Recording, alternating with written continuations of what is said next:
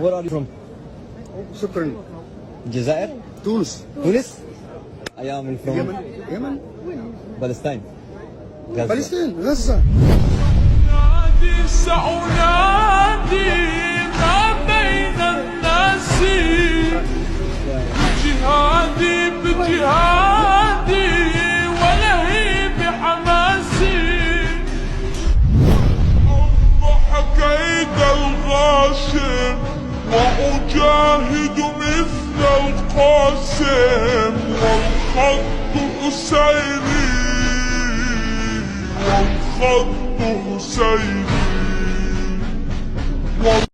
یہ لوگ اسی طرح غفلت میں رہیں گے یہاں تک کہ جب ان میں سے کسی کے پاس موت آ جائے گی تو کہے گا کہ اے پروردگار مجھے پھر دنیا میں واپس بھیج دے تاکہ میں اس میں جسے چھوڑ آیا ہوں نیک کام کیا کروں.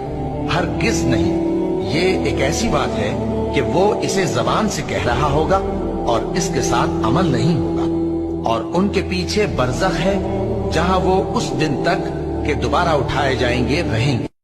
مولانا نے فرمایا تھا کہ یہاں ایمان بہت ہے، نمازی اکثریت میں ہے، مجھے ادب کے ساتھ اختلاف ہے. ایمان نہیں ہے، یا قرآن جھوٹا ہے یا ہم میں ایمان نہیں ہے. قرآن کہتا ہے انتم الاعلون ان کنتم مومنین، اگر تم مومن ہوگے تم ہی سربلند رہو گے. ہم تو سربلند نہیں ہیں تو کیا کہیں گے قرآن جھوٹا ہے؟ ایمان نہیں ہے. ہمیں موروثی عقائد مل گئے ہیں اپنے والدین سے، ہم by birth accident of birth مسلمان ہو گئے ہیں. ہم نے اسلام کی کوئی قیمت نہیں دی ہے، اسلام کو کوئی تکلیف جھیل کر اپنے لیے اختیار نہیں کیا ہے. پہلا مرحلہ ہے یا ایھا الذین آمنوا آمنوا باللہ ورسولہ والکتاب الذی نزل علی رسولہ. اے ایمان والو ایمان لاؤ.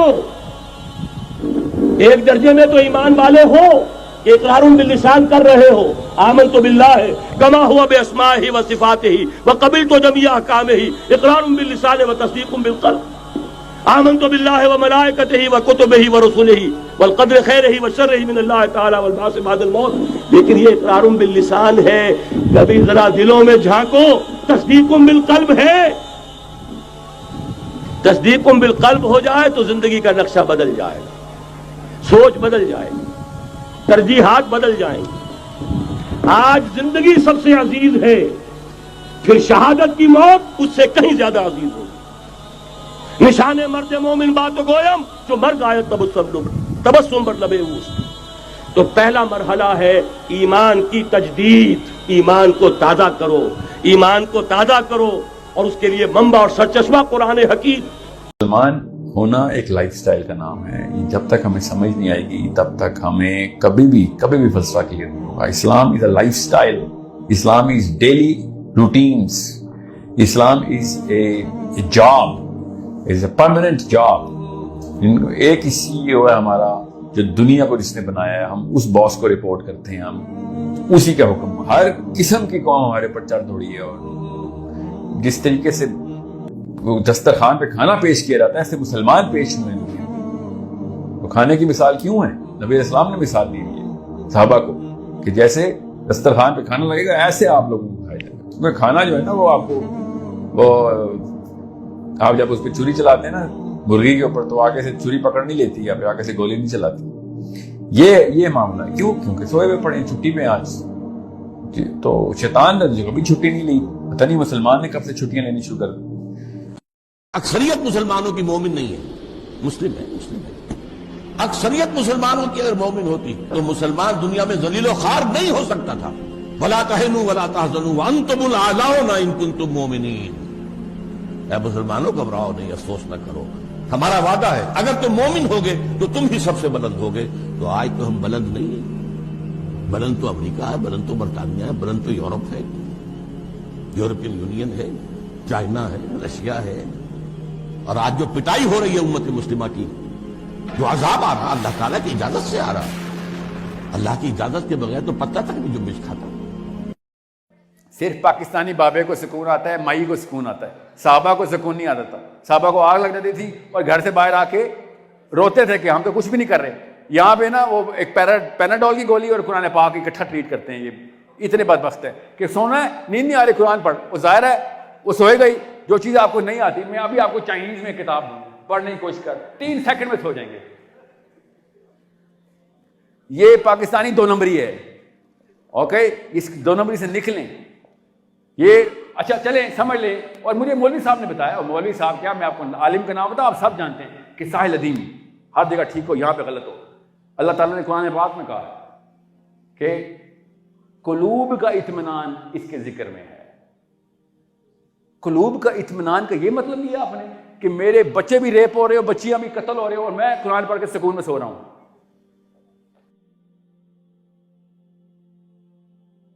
تم اپنے پاجاموں کو ٹخنوں سے اوپر رکھے اللہ کو دھوکہ نہیں دے سکتے کہ تم بہت متبع رسول ہو. تم اپنے عمروں اور حجوں سے اللہ کو دھوکہ نہیں دے سکتے. اللہ کو معلوم ہے کہ حرام کی کمائی سے حج کیا ہے تم نے، حرام کی کمائی سے عمرہ کیا ہے. تو یہ جو جزوی اطاعت ہے، کوئی اطاعت نہیں، اللہ کو قبول نہیں. آدمی سوچتا ہے کہ چلیے میں نے یہ کام اچھے کیے، یہ برے کیے، مجھے اچھے کاموں کا کچھ کریڈٹ بھی تو ملنا چاہیے نا. لیکن نہیں، اللہ کہتا ہے جزوی اطاعت منہ پر دے ماری جائے. اور جو دنیا کی سزا ہے وہ تو ہم اپنی آنکھوں سے دیکھ رہے ہیں. 130 140 یا 150 کروڑ مسلمان دنیا میں ہیں. ذرا اندازہ کیجیے. لیکن ہماری رائے کی کوئی اہمیت ہے؟ ہمیں کبھی احساس ہے ہم زندہ ہیں، عیش بھی کرتے ہیں، اچھے سے اچھا کھاتے ہیں، اچھے سے اچھا پہنتے ہیں، دین کس حال میں ہے، کہاں ہے؟ پاؤں تلے کچلا جا رہا ہے، استہزاء ہو رہا ہے، تمسخر کیا جا رہا ہے. اور یہ نہ سمجھیے کہ میں کوئی ہندوستان کی بات کر رہا ہوں، نہیں، تمام مسلمان ملکوں میں یہی حال ہے. ہر جگہ پر کہیں بھی صحیح اسلامی حکومت قائم نہیں، اسلامی نظام قائم نہیں. بعض جگہوں پر تھوڑے سے احکام شریعت نافذ ہیں، ان کی اپنی برکات ہے، لیکن نظام تو اسلامی نہیں ہے. دولت کی تقسیم کا نظام اسلامی نہیں ہے، سیاسی نظام اسلامی نہیں ہے. اس اعتبار سے ہمارے اندر شدید نفرت تو ہو. اگر یہ نفرت بھی نہیں ہے، اگر بے چینی بھی نہیں ہے، کوئی کڑھن بھی نہیں ہے، فرمایا ذالک اضعف الایمان، یہ ایمان کا کمزور ترین درجہ ہے. کیا مانی؟ اس کے بعد پھر ایمان نہیں ہے. 1,00,000 میں سے 99,999 افراد اس امت کے ایمان سے محروم ہیں. وہ مسلمان نسل کی بنیاد پر ہیں، قومیت کی بنیاد پر ہیں. مسلمانوں کا بیٹا، مسلمانوں کا پوتا، مسلمانوں کا پڑپوتا مسلمان. ریشیل کریڈ ہے، سنی ہوئی چیزیں ہیں. جیسے قرآن مجید میں کہا گیا انہی الا اسماء سمیتموہا انتم وآباؤکم، جیسے لات عزا منات وغیرہ نام رکھ لیے تھے لوگوں نے، ایسے ہی کچھ نام ہیں جو ہمیں ہمارے بچپن میں سکھا دیے گئے. اللہ، محمد رسول، قرآن، جبریل، یہ نام ہم نے سیکھے ہیں. یقین کہاں ہے؟ یقین پیدا کرے ناداں، یقین سے ہاتھ آتی ہے وہ درویشی کہ جس کے سامنے جھکتی ہے فقوری. آج ایمان ہمارے پاس نہیں ہے، موروثی عقیدہ ہے، عبادت نہیں ہے، کچھ رسومات ہیں. کہاں ہے بندگی، ہمتن بندگی؟ کہاں ہمہ جہت بندگی؟ کہاں ہمہ وقت بندگی؟ کہاں ہے؟ عبد دیگر عبدو وہ چیزیں دیگر، بلکہ رسومات ہے. رہ گئی رسم ازاں، روح بلالی نہ رہی. فلسفہ رہ گیا، تلقین غزالی نہ رہی. نماز و روزہ و قربانی و حج یہ سب باقی ہے، تو باقی نہیں.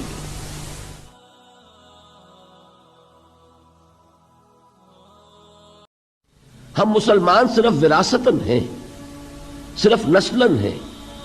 ہم مسلمان اس لیے ہیں کہ مسلمان والدین کے ہاں پیدا ہو گئے، لیکن یہ کہ ہم نے شعور کے ساتھ اپنے ایک کانشس اور شعوری فیصلے کے طور پر اسلام کو قبول نہیں کیا. اور ایمان اگر ہم اپنے دلوں میں جھانکیں تو محسوس ہوگا کہ وہ صرف ایک ڈوگما ہے، ایک عقیدہ ہے، موروثی عقیدہ. اس ایمان کی ریئلائزیشن، اس کا شعور، وہ در حقیقت ہمیں حاصل نہیں ہے. جس کا نام یقین کہا جائے گا، جس کو علامہ اقبال نے کہا ہے کہ یقین پیدا کرے ناداں، یقین سے ہاتھ آتی ہے وہ درویشی کہ جس کے سامنے جھکتی ہے فقوری. وہ یقین جب تک نہ ہو اس وقت تک اسلام پر عمل نہیں ہو سکتا. یا نمبر 2 بات یہ آئی کہ شریعت کا ایک حصہ سر آنکھوں پر، نماز پڑھیں گے جی، روزہ رکھیں گے، تراویح پڑھیں گے، سب کچھ کریں گے، ختم قرآن کریں گے، یہ ہوگا سب ہوگا، لیکن یہ سود کے بغیر تو دھندا چلتا نہیں، رشوت کے بغیر کام ہمارا چلتا نہیں۔ وہ ہر ایک نے کوئی نہ کوئی ایک گناہ کبیرہ، ہماری سوسائٹی کے ہر طبقے نے ایک گناہ کبیرہ اپنے لیے حلال کیا ہوا۔ ملازم پیش آئیں تو چاہے وہ جو سرکاری اختیارات میں خیانت ہے، چاہے امانت ان کے پاس ہے اس میں خیانت ہے، چاہے رشوت ہے، انہوں نے وہ کیا کریں جی، تنخواہوں میں گزارا نہیں ہوتا۔ کاروبار والوں نے سود کو، بلیک مارکیٹنگ کو، حلف نامے جھوٹے، حساب کتاب جو پیش کرتے ہیں انکم ٹیکس کے جھوٹے حلف نامے، یہ تو کیا کریں، یہ مجبوری ہے۔ باقی مسجدیں بنا دیں گے، تمہاری مسجد میں آ کے قالین ڈال دیں گے، اعلیٰ سے اعلیٰ جو ہے اس کے لیے فانوس لا کے لگا دیں گے، یہ اپنی جگہ ہے، لیکن یہ کہ بہرحال شریعت کا یہ حکم جو ناقابل عمل ہے۔ افتؤمنون ببعض الکتاب وتکفرون ببعض، اور یہ ان کا حال ہے جو شریعت پر کوئی عمل کرتے ہیں۔ باقی چھوڑیے ان کو جن کی زندگیوں سے شریعت خارج ہو چکی، جنہیں یہ بھی پتہ نہیں کہ جمعے کا دن کون سا ہوتا ہے، ہفتے میں کب آتا ہے کب جاتا ہے۔ وہ تو اب چونکہ چھٹی ہوتی ہے اس لیے پتہ چل جائے تو چل جائے کہ آج جمعے کا دن ہے، ورنہ ہمارے معاشرے میں وہ لوگ بھی ہیں جنہیں پتہ ہی نہیں ہوتا تھا جمعہ کب آیا اور گیا۔ تو وہ تو شریعت سے بالکل ہی گویا کہ اپنے طور پہ آزاد کر چکے، لیکن یہ کہ جو شریعت پر عمل کرتے ہیں ان کا عمل یہ ہے افتؤمنون ببعض الکتاب وتکفرون ببعض فما جزاء من يفعل ذلك منكم الا خزي في الحیاۃ الدنیا۔ اور سخت تر الفاظ آگے آ رہے ہیں، دنیا کی زندگی میں تو بے عزتی رسوائی ہوگی، وَيَوْمَ الْقِيَامَةِ يُرَدُّونَ إِلَىٰ أَشَدِّ الْعَذَابِ، اور قیامت کے دن جھونک دیے جائیں گے شدید ترین عذاب میں۔ یہ اشد کا لفظ آ رہا ہے، نوٹ کر لیجئے، اور یہی صیغہ ہے افعل التفضیل کا جو منافقین کے لیے آیا ہے۔ ان المنافقین فی الدرک الاسفل من النار، اسفل، منافق جہنم کے سب سے نچلے طبقے میں ہوں گے۔ کفر کے مقابلے میں اللہ تعالیٰ کو نفاق سے زیادہ نفرت ہے، نفاق زیادہ ناپسند ہے کفر کے مقابلے میں۔ کافر تو کھلا کھلا کہہ رہا ہے نا میں نہیں مانتا، بات ختم ہو گئی۔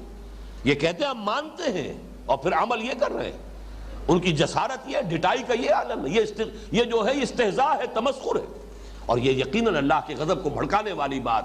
کبر مقتا عند اللہ ان تقولوا ما لا تفعلون، اللہ کے غضب کو بھڑکانے والی ہے یہ بات کہ تم کہو جو کرتے نہیں ہو۔ اسی لیے یہاں پر آیا وَيَوْمَ الْقِيَامَةِ يُرَدُّونَ إِلَىٰ أَشَدِّ الْعَذَابِ وَمَا اللَّهُ بِغَافِلٍ عَمَّا تَعْمَلُونَ، اور جان لو اللہ ناواقف نہیں ہے، غافل نہیں ہے اس سے کہ جو تم کر رہے ہو۔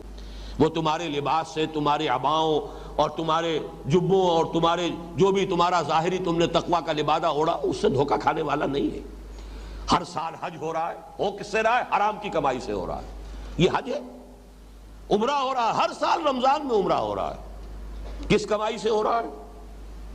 جبکہ وہاں حدیث یہ ہے کہ منہ پر دے ماری جاتی ہے دعا، انا یستجاب لذالک، اس کی دعا قبول ہو تو کیسے ہو؟ ومطعمہ حرام وملبسہ حرام وغذی بالحرام، اس کا کھایا ہوا حرام کا ہے، پہنا ہوا حرام کا ہے، اور حرام غذا سے اس کا جسم بنا ہے۔ چاہے آپ جبل الرحمت پر کھڑے ہو کر 4 گھنٹے ہاتھ اٹھا لیجئے، اللہ کی ترازو میں زیرو ہے، کوئی وزن اس کا نہیں، اس لیے تم حرام خوری کر کے یہاں آئے۔ اگر ہم اللہ کا ایک حکم مانیں گے ایک نہیں مانیں گے، یہ جزوی اطاعت ہے، یہ اللہ کو قبول نہیں ہے۔ اللہ کی طرف سے تو یوں سمجھیے کہ پیکج ڈیل ہے، ٹیک اٹ اور لیو اٹ، لینا ہے تو پورا لو ورنہ دفع ہو جاؤ۔ اللہ کو تمہاری ضرورت نہیں ہے، تمہیں اللہ کی ضرورت ہے۔ یا ایھا الذین آمنوا ادخلوا فی السلم کافہ، اے ایمان والو اسلام میں داخل ہونا تو پورے کے پورے ہو، ادھورے نہیں۔ اور سورہ بقرہ کی آیت نمبر 85 کے اندر تو جو وعید آئی ہے، افتؤمنون ببعض الکتاب وتکفرون ببعض، کیا تم ہماری کتاب ہماری شریعت کے کچھ حصے کو مانتے ہو اور کچھ کو رد کرتے ہو؟ تو جو کوئی بھی تم میں سے یہ روش اختیار کریں گے ان کی کوئی سزا اس کے سوا نہیں ہے کہ دنیا میں ذلیل و خوار کر دیے جائیں، اور قیامت کے دن یردون الی اشد العذاب، شدید ترین عذاب میں جھونک دیے جائیں۔ وما اللہ بغافل عما تعملون، اللہ غافل نہیں ہے، بے خبر نہیں ہے، لا علم نہیں ہے اس سے کہ جو تم کر رہے ہو۔ اور ڈاکٹر سعد صاحب وہ آیت پڑھتے تھے نا، ما کان ابراہیم یہودی ولا نصرانی، ابراہیم نہ تو یہودی تھے نہ نصرانی تھے۔ یہودی کہتے تھے ہم ابراہیمی ہیں، عیسائی کہتے تھے ہم ابراہیمی ہیں۔ اللہ نے کہا نا، یہی کہا ما کان ابراہیم یہودی ولا نصرانی، نہیں، ابراہیم نہ یہودی تھے نہ عیسائی تھے، ولیکن کان حنیفا مسلما، بلکہ وہ سب سے ٹوٹ کے ایک اللہ کے ہو گئے تھے، اور وہ تو مسلم تھے، وما کان من المشرکین، اور مشرک نہیں تھے۔ تم تو شرک کرتے ہو۔ تو ڈاکٹر صاحب جب یہ آیت پڑھتے تھے وہ کہتے تھے اس کو اپنے آپ پہ بھی فٹ کر لیں کہ نبی علیہ السلام نہ دیوبندی تھے نہ بریلوی تھے، بلکہ وہ سب سے ٹوٹ کے ایک اللہ کے ہو گئے تھے اور مسلم تھے۔ جس بات کی غلطی کا ٹونٹ یہود و نصارہ کو کیا جا رہا ہے، ہمیں نہیں کیا جائے گا؟ ہمارے نبی علیہ السلام نہ سنی تھے نہ شیعہ تھے۔ اس وقت کوئی امت محمد صلی اللہ علیہ وسلم دنیا میں موجود نہیں ہے۔ کیا ہے؟ مسلمان قوم، مسلمان ملک۔ امت ہوتی ہے ایک امام کے ساتھ، امام اور امت ایک ہی لفظ ہے، اما یا امو، یہ الف میم میم کا مادہ ہے، اسی سے امت بنا ہے۔ ہم مقصد لوگوں کا ایک اکٹھ امت، اس کا ایک امام ہوتا ہے۔ آج ہمارے پتہ نہیں 60 ملک ہیں، کتنے ہیں، اگرچہ ان کی میں سے اکثریت کی حیثیت زیروز کی ہے، لیکن وہ امت مسلمہ کے نام سے کوئی شے آج موجود نہیں ہے۔ ایک ہائپوتھیٹیکل کانسیپٹ ہے، یہ چیز جو ہے واقعی نہیں ہے، حقیقی نہیں ہے۔ اور یہ میں آپ کو بتا دوں کہ علامہ اقبال سے بڑا جو ہے وحدت امت کا نقیب کوئی پیدا نہیں ہوا اس پچھلی صدی کے اندر، لیکن اپنے لیکچرز میں انہوں نے بھی مانا ہے کہ بالفعل اس وقت کوئی امت مسلمہ موجود نہیں ہے دنیا میں۔ انہوں نے کہا تھا instead there are a number of Muslim nations, اس وقت تک نیشنز تھی، آج وہ حکومتیں بن گئی ہیں، نام نہاد حکومت ہے۔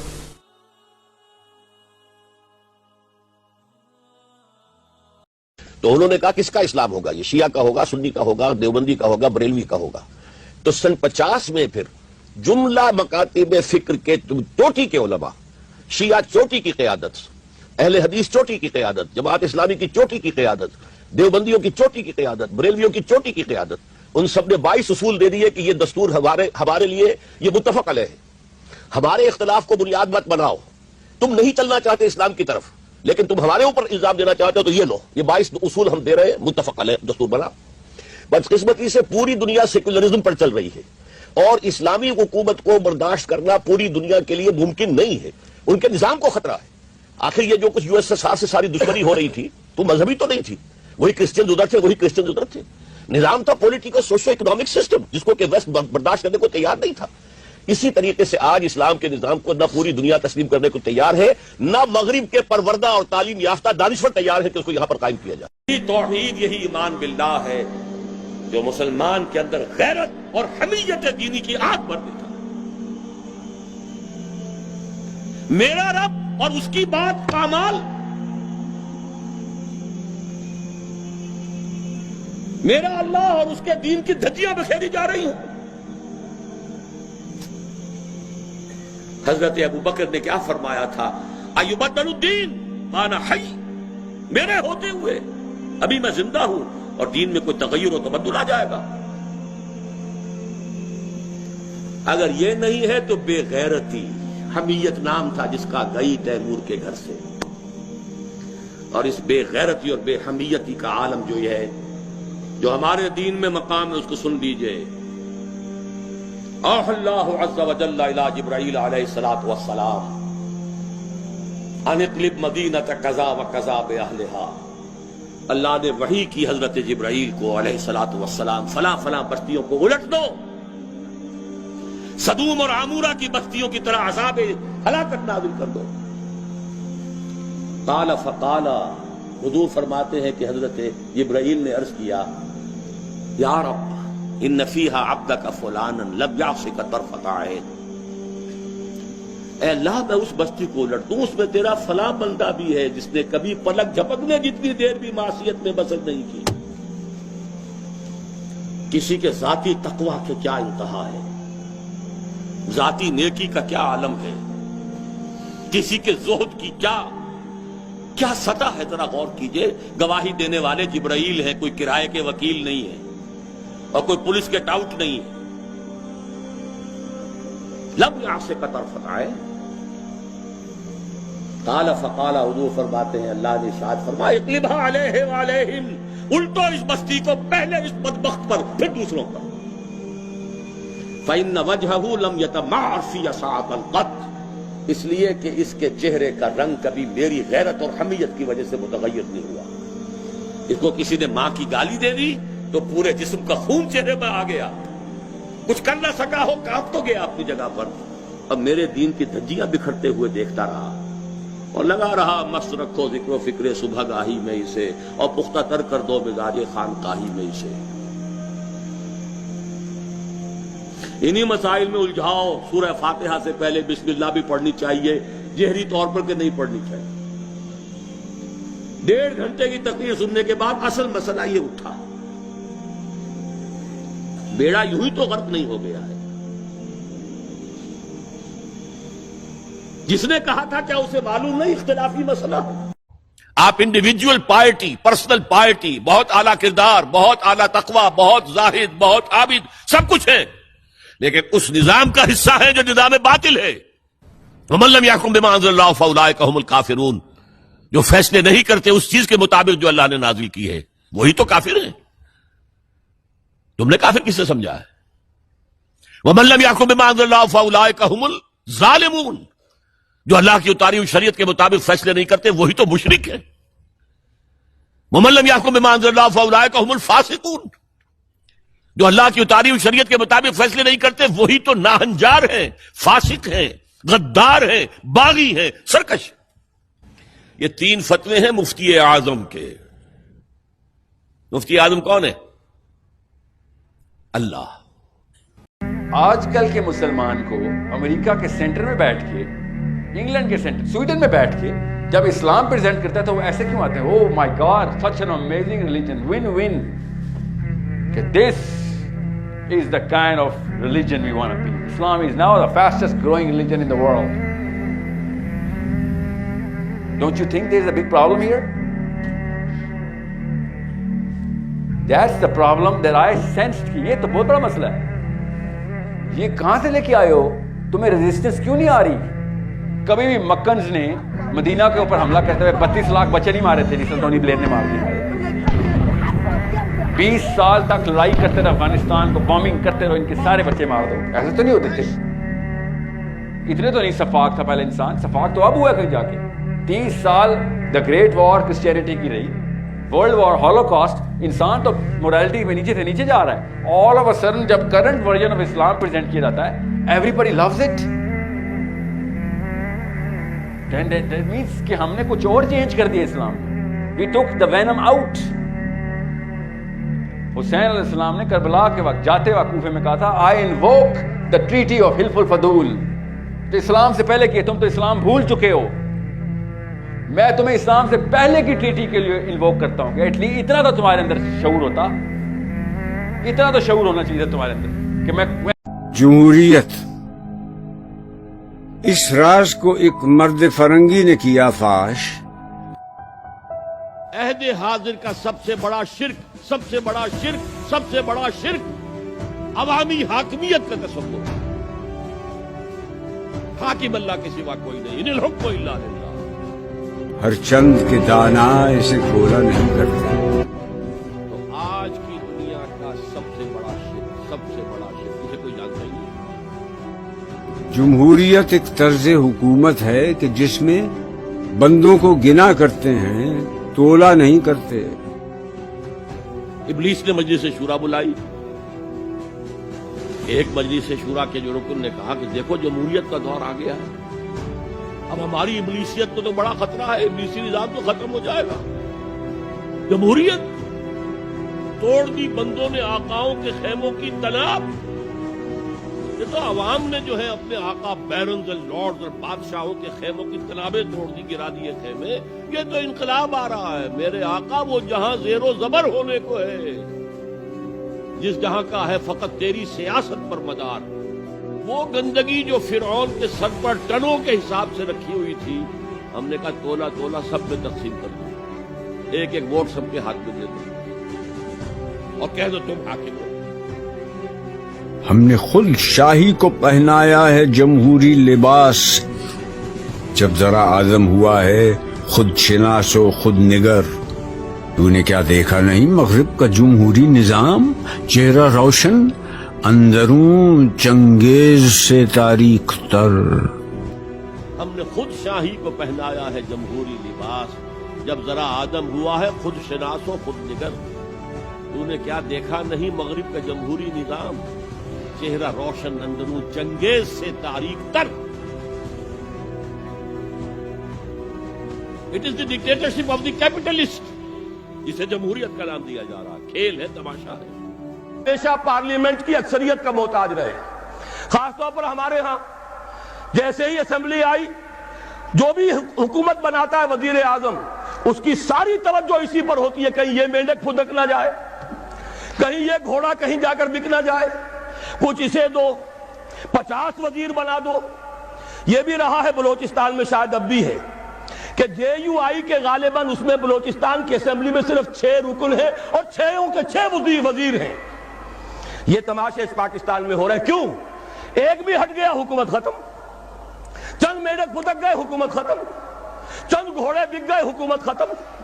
لہذا ساری توجہ اسی پر، کام کرے تو کیا کرے؟ کوئی نیک نیت آدمی ہو کوئی کام نہیں کر سکتا، اسے تو اپنی کرسی بچانے کی فکر ہو جاتی ہے۔ ہماری اس دنیا کے اندر بھی ایک دوسرا متبادل نظام ہے، صدارتی نظام ہے۔ وہ صدارتی نظام زیادہ قریب ہے نظام خلافت سے۔ یہ نواز شریف، شہباز شریف، شیخ رشید، 20 22 25 سال کے لڑکے کو ان کا نام ہی کیوں پتا ہے؟ اتنا ٹائم ہے آپ کے پاس، آپ کو کتابیں کچھ نہیں پتا، سائنس کچھ نہیں پتا، دین کچھ نہیں پتا، اور ان کا سب کچھ پتا ہے۔ ایک صحابی کا نہیں پتا اور ایک منسٹر کا پتا ہمیں۔ سوچیں سے ایسے ایسے راز پتہ ہیں ریحام خان اور عمران خان کے، شرم آنی چاہیے۔ یوتھ کو کیوں پتہ ہے؟ آئی ایم ناٹ ڈاؤٹنگ کہ کوئی ایک سلوشن اس وقت نکالنا ہے۔ آئی پرسنلی تھاٹ کہ میں سادہ سا آدمی مان جاتا ہوں، تو میں تو اس لارے میں بھی آ گیا تھا۔ عمران خان نے کہا تھا عدلیہ، تحریک انصاف، عدلیہ کیا کیا تھا پی ٹی آئی نے آگے، عدلیہ کا این بھی نہیں چھیڑ سکا، وہی 2 نمبری چل رہی تھی شروع سے۔ سو آئی تھنک مسلمانوں کو اس وقت اصلی آئی کیو بنانے کی ضرورت ہے کہ یہ سب ٹائم کا ضیاع ہے۔ ان کو جتنی جلدی طلاق دو، اپنی آئیڈینٹی کلیئر کرو and take over the politics of this region. Politics, not just Pakistan, this whole region. علامہ اقبال نے بر عظیم پاک و ہند کے شمال مغرب میں ایک مسلمان مملکت کے قیام کے 3 مقاصد بیان کیے۔ نمبر 1 یہ کہ یہ متحدہ ہندوستان میں جو مسلم ہندو کشمکش اور کشاکش چل رہی تھی، یہی اس کا واحد حل ہے۔ نمبر 2 یہ کہ اس ذریعے سے مسلمانوں کو یہ موقع مل جائے گا کہ اسلام کا جو حقیقی نظام تھا، جو محمد عربی صلی اللہ علیہ وسلم نے عطا فرمایا اور ایک انقلابی جد و جہد کے ذریعے سے قائم فرمایا، جس کا اصل نمونہ خلافت راشدہ ہے، لیکن جس پر بعد کے دور ملوکیت میں پردے پڑ گئے ہیں۔ علامہ اقبال نے تیسری بات بھی کہی تھی اور موجودہ حالات میں وہ بہت ریلیونٹ ہے، کہ اس ہندوستان اور پاکستان کو باہم لڑنا نہیں، بلکہ یہ پاکستان، مجوزہ پاکستان ہی بھارت کا سب سے بڑا دفاع کرنے والا ہوگا۔ علامہ اقبال کے الفاظ یہ ہیں کہ the north west Muslim country will defend India against every invasion, be that invasion of ideas اور تو ایک نامہ اعمال میں کچھ لکھا ہوگا کہ فرشتوں نے دیکھ کے کہنا ہے اچھا یہ وہ بندہ ہے، دس از دا مین ہو ڈڈ دس، کہیں نہ کہیں تو کوئی چینج لایا ہوں گا میں۔ کوئی یہ ہو ہی نہیں سکتا نا آپ کے اندر کیپیبلٹی نہ ہو، ورنہ آپ پہ اور ابو بکر صدیق رضی اللہ عنہ پہ ایک ہی ٹیسٹ نہ آتا۔ آپ کو پتہ نا ہم سب سے ایک ہی سوال ہے، اگر ٹیسٹ ایک ہے اس کا مطلب ہے کہ تیاری بھی ایک ہی تھی۔ مطلب اتنا ڈر لگتا ہے، یہ والی جو بات سمجھتا ہے نا بندہ تو ڈر سے روح کانپ جاتی ہے کہ میرے اور علی بن ابی طالب سے ایک ہی سوال ہونے، اور حالت دیکھیں میری۔ سوچیں ذرا، ایک دن سوچیں علی بن ابی طالب کا یا ابو بکر صدیق، عمر بن الخطاب کا، اور سوچیں کہ پرچہ ایک ہی تھا دونوں کا۔ مطلب اس سے زیادہ کوئی پستی ہو سکتی ہے کہ ہم پرچہ ایک ہی تھا، ابھی میں اور آپ ایک ہی CSS کا ایگزام دیتے ہیں، ٹھیک ہے، سمجھ لیں، تو ہمیں ایک ہی ایسی کیپیبلٹی چاہیے ہوگی نا۔ پھر بالکل ایسے ہی ہے، عمر بن الخطاب سے بھی وہی سوال ہونے ہیں، آخرت میں بھی وہی سوال ہونے ہیں، قبر میں بھی میرے سے بھی وہی ہونے ہیں، آپ سے بھی وہی ہونے ہیں۔ مگر دیکھیں وہ کیا سمجھ بیٹھے تھے ان سوالوں کا جواب، ہم کیا سمجھ رہے ان سوالوں کا جواب۔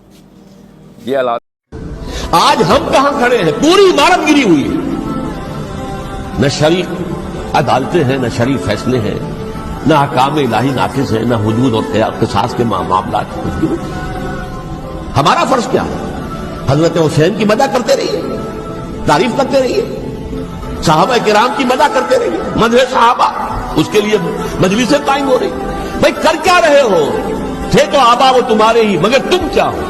ہاتھ پر ہاتھ دھرے منتظر فردا، تلک امت قد خلت لہا ما کسبت ولکم ما کسبتم۔ وہ تو ایک امت تھی جو چلی گئی، اللہ کے ہاں پہنچ گئے۔ جو کچھ انہوں نے کمایا وہ ان کے لیے، تمہارے لیے نہیں ہے. تمہارے لیے وہ ہوگا جو تم کماؤ.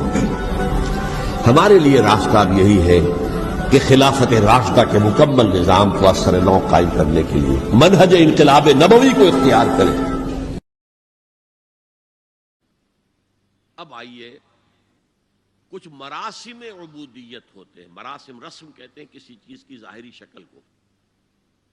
رہ گئی رسم ازاں روح بلالی نہ رہی، فلسفہ رہ گیا تلقین غزالی نہ رہی. یہ قرآن کا بھی ہم اسے رسم الخط کہتے ہیں، رسم الخط. اور یہ حضرت عثمان کے زمانے میں فائنل ہوا ہے کہ یہ اس طریقے سے لکھا جائے. تو عبدیت کے اظہار کے لیے کچھ رسومات ہیں، جس میں سے ایک پر گفتگو ہو چکی ہے، قنوت، والقانتین والقانتات. یہ جو ہے اللہ کے حضور میں چاہے ہاتھ باندھے چاہے ہاتھ کھلے ہوں، لیکن ذرا جھک کر گردن میں خم کر کے کھڑے ہونا. یہ نماز کے اندر جو قنوت ہے یہ قنوت ہے. یہ بھی اپنی عاجزی کا اظہار ہے، عجز اور تذلل. وہ جو ابن قیم کی میں نے ڈیفینیشن آپ کو بتائی، العبادت تجمع اصلین غایت الحب وغایت الذل والخضوع. حد درجے میں اللہ کے سامنے بچ جانا، جھک جانا، گر جانا. رکوع، سجدہ اللہ کے سوا کسی کے لیے نہیں. اور اس معاملے میں دین محمدی جو اپنی تکمیل کو پہنچ گیا، الیوم اکملت لکم دینکم واتممت علیکم نعمتی ورضیت لکم الاسلام دینا. حضور کی بعثت سے قبل سجدہ تعظیمی جائز تھا. کسی شخص کی تعظیم کے لیے، اس کی عزت کے لیے اس کے سامنے سجدہ کرنا جائز تھا. حضرت یوسف کے سامنے ان کے والدین اور 11 بھائی سجدے میں گر گئے. بچپن میں خواب دیکھا تھا اور 40-50 سال بعد اس کی تعبیر بالفعل ایک اس واقعے کے طور پر سامنے آ گئی. سجدہ کرنا، جھکنا، سجدہ کرنا، یہ جائز تھا سجدہ تعظیمی. حضور پر شریعت مکمل، توحید مکمل. اب ہر نوع کا سجدہ حرام مطلق ہے سوائے اللہ کے کسی کو. ہمارے مسلمانوں نے بھی اپنے دور ملوکیت میں سجدہ تعظیمی شروع کرا. عدالت کے اندر بادشاہ کے دربار میں جا رہے تو سجدہ، سر جھکا کر رکوع کی حالت میں. یا آپ کے پڑوس میں جو حیدرآباد کی ریاست تھی، سلام کیسے کرتے تھے، کتنے جھکتے تھے، اور پھر وہ جھک کر وہ سلام ہو رہے. یہ مشرکانہ فعل ہے. مغلیہ دربار میں بھی تھا. شیخ احمد سرہندی رحمت اللہ علیہ نے کہا غلط ہے، حرام ہے، جائز نہیں. دربار میں شکایت پہنچ گئی. آخر مخبری کرنے والے بھی تھے، حاسد بھی تھے. وَمِن شَرِّ حَاسِدٍ إِذَا حَسَدَ. طلبی ہو گئی، بلایا گیا دربار میں حاضری. اور ایسا اہتمام کیا گیا کہ جب حضرت مجدد آگے آئیں بادشاہ تک جانے کے لیے تو درمیان میں ایک دیوار سی حائل کر کے اس میں کھڑکی کھول دی کہ اس میں سے جھک کر گزریں گے نا تو رکوع کسی درجے میں تو ہو جائے گا. رکوع بھی سجدے ہی کی ایک شکل ہے، سجدے کا ہاف کہہ لیجئے. لیکن یہ کہ جب آیات سجدہ آتی ہیں قرآن مجید میں تو عام نمازوں میں دیکھتا ہوں کہ وہ آیات سجدہ والی آیات پڑھی نہیں جاتی، حالانکہ ان کی ایک خاص کیفیت ہے. تراویح میں تو پڑھی جاتی ہے لیکن پہلے بتا دیتے ہیں کہ یہ دوسری رکعت میں یا پہلی رکعت میں سجدہ آ رہا ہے تو لوگ تیار ہوتے ہیں. لیکن رکوع بھی اگر فوراً ہو جائے آیت سجدہ کے بعد تو اس سے بھی اس سجدے کا حق ادا ہو جاتا. بہرحال حضرت شیخ مجدد رحمت اللہ علیہ دربار میں آئے تو اس کھڑکی میں سے پہلے پاؤں گزارے، پھر اپنا سر نکالا، پھر جیل میں ڈال دیے گئے، کوئی پرواہ نہیں. حاضر ہوا میں شیخ مجدد کی لحد پر، وہ خاک کے ہے زیر فلک مطلع انوار. گردن نہ جھکی جس کی جہانگیر کے آگے، جس کے نفس گرم سے ہے گرمی احرار. وہ ہند میں سرمایہ ملت کا نگہباں، اللہ نے بر وقت کیا جس کو خبردار. دین الہی، دین محمدی کے خاتمے کا اعلان تھا. اب بڑے بڑے مولویوں نے یہ اکبر کو سبق پڑھایا تھا، بڑے مولوی، درباری مولوی، انہوں نے سبق پڑھایا تھا. اللہ کا ایک دن 1000 برس کا ہوتا ہے، اور اللہ کا ہر معاملہ 1000 سال تک ہوتا ہے. اب 1000 سال ہو گئے محمد کی رسالت کو، ان کی رسالت کا دور ختم صلی اللہ علیہ وسلم. اب دوسرا 1000 سال، اسی لیے الف ثانی کہتے ہیں نا، الف ہزار کو کہتے ہیں الف ثانی. یہ دوسرا 1000واں سال جو شروع ہو گیا ہے، اس میں ایک نئے دین کی ضرورت ہے. وہ دین اکبری ہے، دین الہی ہے. اور دین الہی دولت کی محبت. اگر آپ کو دولت کی محبت آمادہ کرتی ہے کہ اللہ کے حدود کو پامال کریں، حرام ذرائع استعمال کریں، دولت آنی چاہیے، حلال سے ہو، حرام سے ہو، جائز ہو، ناجائز سے ہو، بائی ہوک اور بائی کروک دولت آنی چاہیے، تو آپ کی محبوب حقیقی کون ہوئی؟ دولت. یہ دولت آپ کی معبود ہے. کون بڑے سے بڑا موحد اس شرک کا احساس رکھتا ہے؟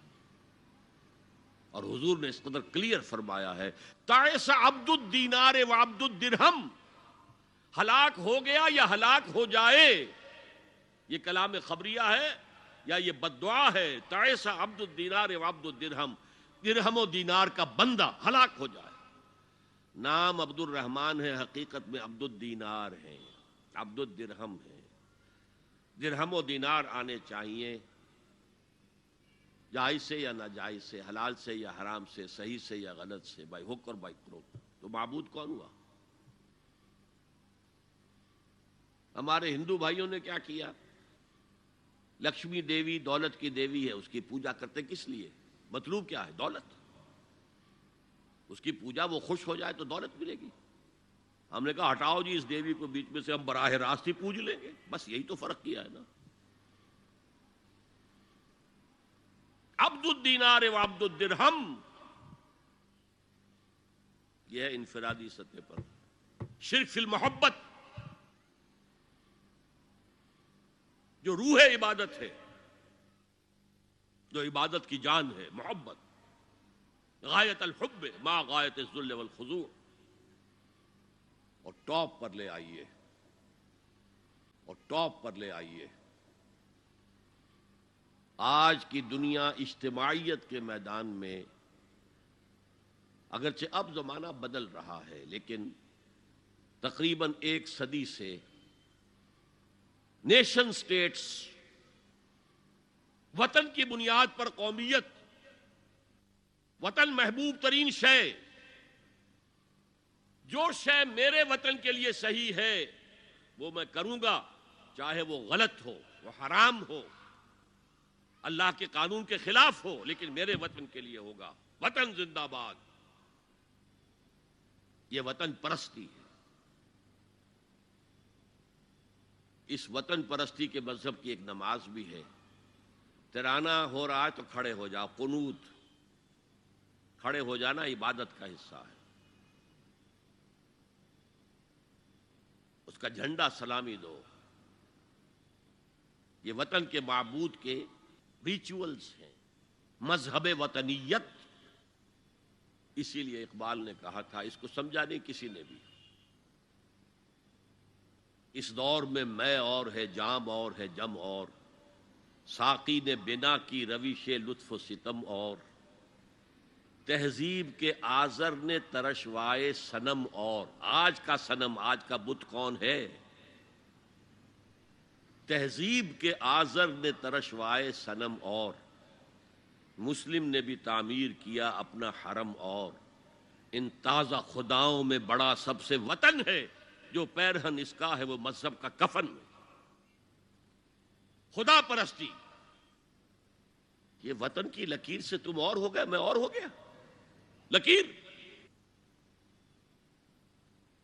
انسانیت منقسم. جو تمہارے وطن کے لیے ٹھیک ہے وہ تم کرو گے، چاہے وہ اخلاقاً غلط ہو، اور جو میرے وطن کے لیے ٹھیک ہے وہ میں کروں گا، چاہے اخلاقاً غلط ہو. یہ کون سا دین ہے؟ یہاں تو وطن تمہارا معبود بن گیا. پاکستان میں بڑا شور اٹھا تھا جب میں نے کہا تھا کہ جھنڈے کو سلامی دینا شرک ہے اور ترانے کے وقت کھڑا ہو جانا شرک ہے. اور میں کبھی بھی تقریبات میں جاتا ہوں، اقبال ڈے ہو رہا ہے، کچھ اور ہو رہا ہے، میں ان تقریبات کا مقرر نہیں ہوں، لیکن جب بہت زور دیتے ہیں چلا جاتا ہوں. لیکن وہاں ترانہ پڑھا جاتا ہے، میں بیٹھا رہتا ہوں، میں کھڑا نہیں ہوتا. اور اس پر چیمیں گوئیاں ہوتی ہیں اخبارات کے اندر. لیکن میرے نزدیک یہ وطن کی نماز پڑھ رہے ہو تمہارا یہ قنوت اور وطن کا ترانہ، اس میں حمد ہو رہی ہے وطن کی. یہ کیا ہے؟ آج کے دور کا بدترین شرک فی المحبت. آگے چلیے. ملوکیت ختم کی، آسمان سے گرا کھجور میں اٹکا. جمہوریت آئی نام نہاد، لیکن وہ سرمایہ دارانہ نظام بن کر آگے سے بڑھ کر لعنت بن گئی. پہلے جاگیردار مسلط تھا، اب سرمایہ دار اور کارخانے دار مسلط ہو گیا. اس سے نکلنے کے لیے زور لگایا، کمیونزم کی طرف گئے، چھلانگ لگائی، اب ایک پارٹی ڈکٹیٹر بن کر بیٹھ گئی. انسان رست از یک بنتا افتاد در بندے دیگر، ایک چیز سے غلامی سے نجات پاتا ہے، دوسری میں پھنس جاتا ہے. اور کیوں؟ کہ وہ نظام عدل اجتماعی جو محمد عربی کو دے کر بھیجا گیا تھا، اس کے کسٹوڈین سوئے ہوئے ہیں. اس کے کسٹوڈینز کو اندازہ ہی نہیں. یہ نسخہ تو ہمارے پاس تھا، ہمیں عمل کرنا تھا اور دنیا کے سامنے پیش کرنا تھا. پاکستان بنایا اس لیے گیا تھا کہ ہم اس کا ایک نمونہ دنیا کے سامنے پیش کریں گے. قائد اعظم نے فرمایا تھا کہ ہم یہ چاہتے ہیں کہ پاکستان کی صورت میں عہد حاضر میں اسلام کے اصول حریت و اخوت و مساوات کا ایک نمونہ قائم کر کے دکھائیں. کہاں ہے وہ؟ بھٹک گئے، سو گئے. بہرحال اب بھی وقت ہے، جب تک سانس تب تک آس.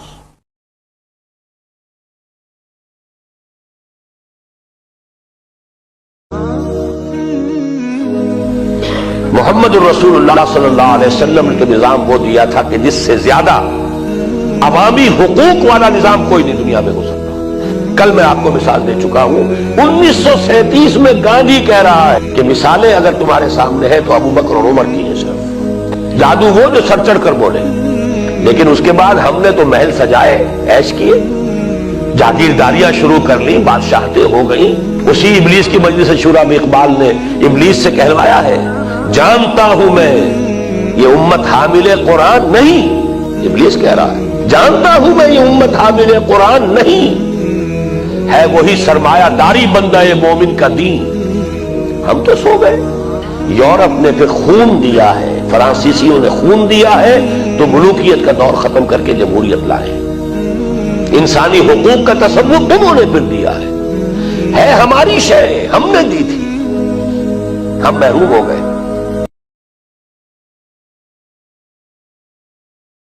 حضرت خالد نے کہا تھا رومیوں سے، تم اپنی تعداد پر نہ جانا، اپنے اسلحہ پر نہ جانا، جان لو تمہارا مقابلہ آج اس قوم سے ہے جسے موت اتنی ہی عزیز ہے جتنی تمہیں زندگی عزیز ہے. منحصر مرنے پہ ہو جس کی امید، نا امیدی اس کی دیکھا چاہیے.